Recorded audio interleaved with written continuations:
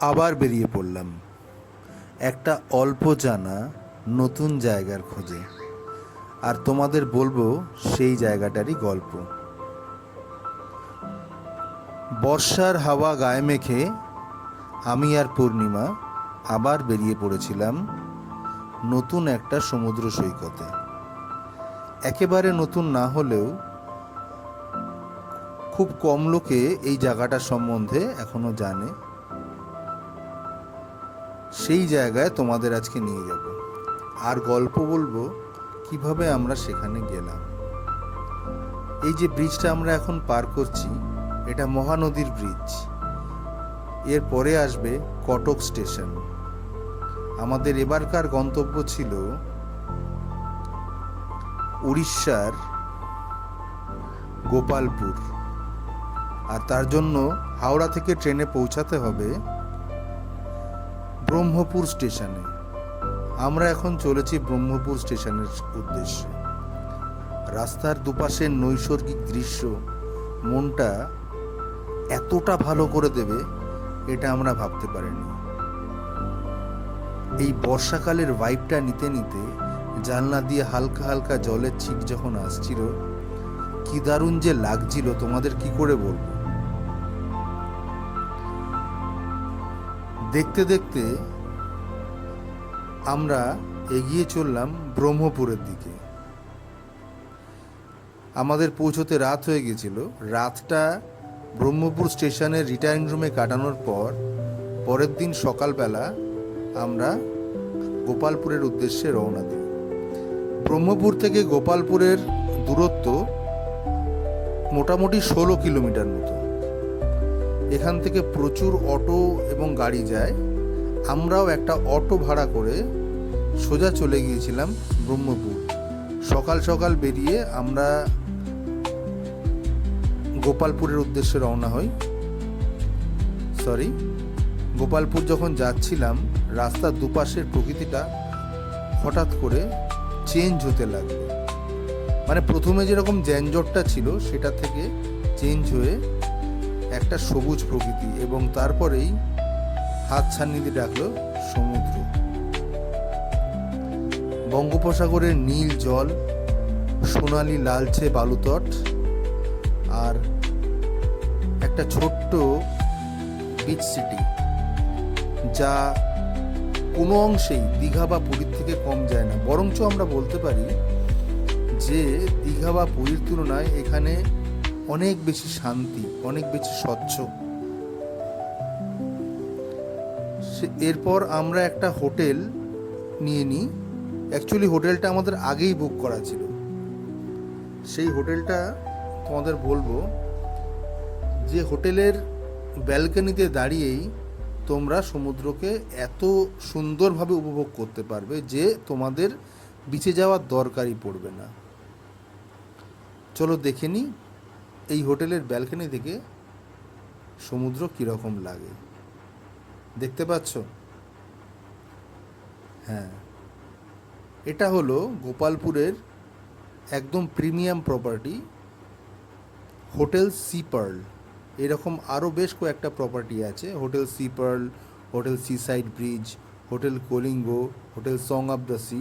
তবে আমার কাছে বেস্ট লেগেছে হোটেল সি পার্ল এবং সি সাইড ব্রিজ। আমরা ছিলাম হোটেল সি পার্লে। চলো রুম ট্যুরটা করে নিই। রুমের ভাড়া পড়েছিল 2000 টাকা। এটা ওদের একটা এসি ডিলাক্স রুম। প্রপার্টিটা পুরনো কিন্তু মোটামুটি মেনটেন্ড।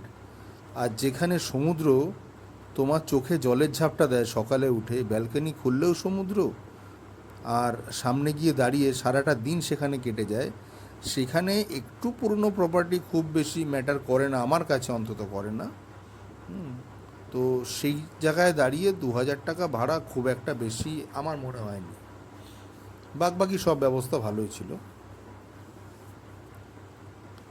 বাথরুম মোটামুটি বড় ছিল, একটা গিজার, যা যা থাকা দরকার হোটেলে সবই ছিল, ইংলিশ টয়লেট।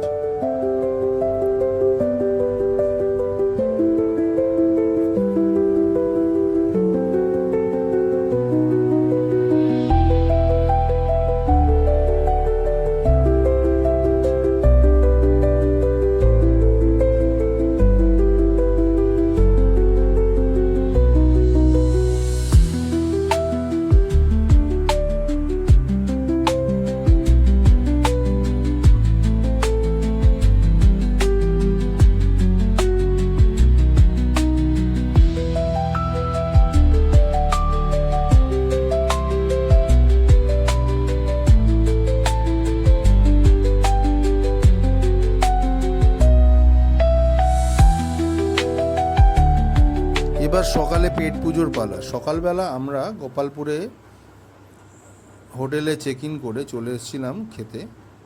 তো সমুদ্রের পাড়ে প্রচুর হোটেল তোমরা পাবে, তো সবই মোটামুটি ভালো। তবে একটা জিনিস বলবো, একদম দক্ষিণ ভারতের কাছাকাছি হওয়াতে এখানকার খাবার দাবার কিন্তু একটু সাউথ ইন্ডিয়ান গোছের, অর্থাৎ ইডলি, ডোসা, সাম্বার এই ধরনের খাবারটা বেশি প্রযোজ্য। ভাত, ডাল, তরকারি, সবজি পাবে, তবে সেগুলো কিন্তু আমাদের কলকাতার রান্নার মতো ততটা সুস্বাদু নয়।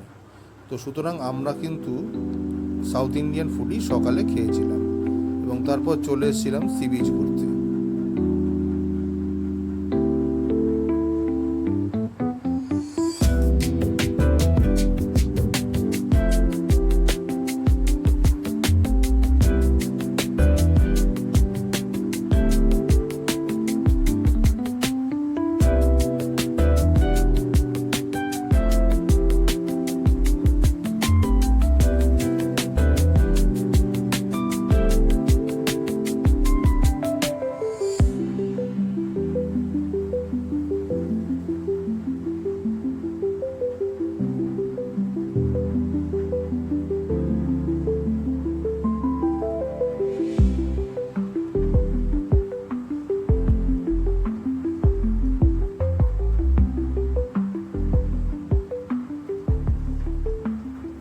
এখানকার সন্ধেবেলার লাইফটাও কিন্তু কোনো অংশেই কম না।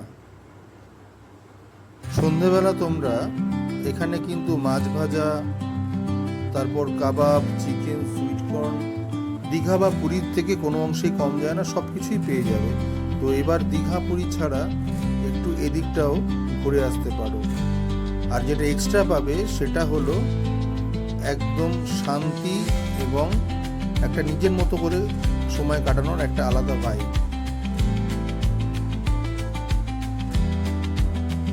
বিকেলের মার্কেটটা আমার বেশ পছন্দ হয়েছিল।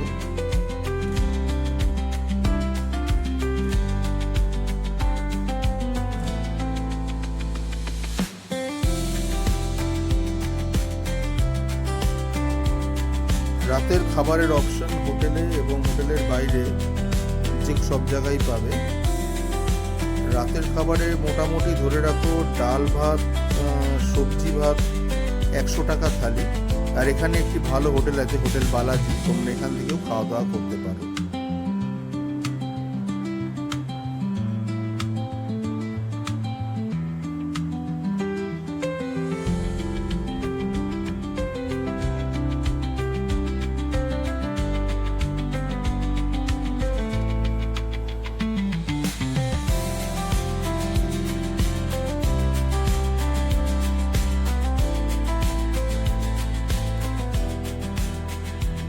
পরদিন সকালে আমরা একটু সমুদ্রের ভাইব নিতে দুজনে মিলে হাঁটতে বেরিয়ে গেলাম। পায়ে পায়ে সি বিচ ঘুরতে বেশ ভালোই লাগবে। ভোরে সূর্যোদয় এবং মাছ ধরা দেখতে খুব সুন্দর লাগবে। একটু এগিয়ে গেলেই সামনে সি বিচ, নিরিবিলি বালুতট। একটা নিজের মতো করে সুন্দর একটা সময় তোমরা এখানে কাটাতে পারো।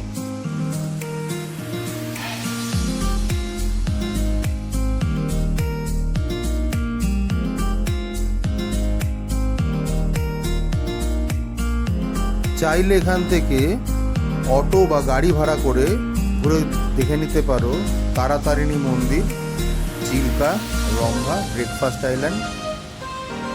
এগুলি ঘুরতে মোটামুটি সারাদিনে 1200 থেকে 1500 টাকা, বা গাড়িতে ঘুরলে ওই 2000 টাকা মতো খরচা হতে পারে। যদিও আমাদের গন্তব্য অন্যদিকে ছিল, সেটা পরবর্তী একটা ভিডিওতে আমরা বলবো যে আমরা কোথায় গিয়েছিলাম। তো তার জন্য তৈরি থেকো। আর নতুন কিছু ইনফরমেশন নিয়ে আবারও আসবো, নতুন কোনো জায়গার ভিডিও নিয়ে। এবারকার মতো এইখানেই শেষ করছি আমাদের গোপালপুর ভ্রমণ দিয়ে। আশা করি তোমাদের ভালো লাগবে। চলো, ভালো থাকো।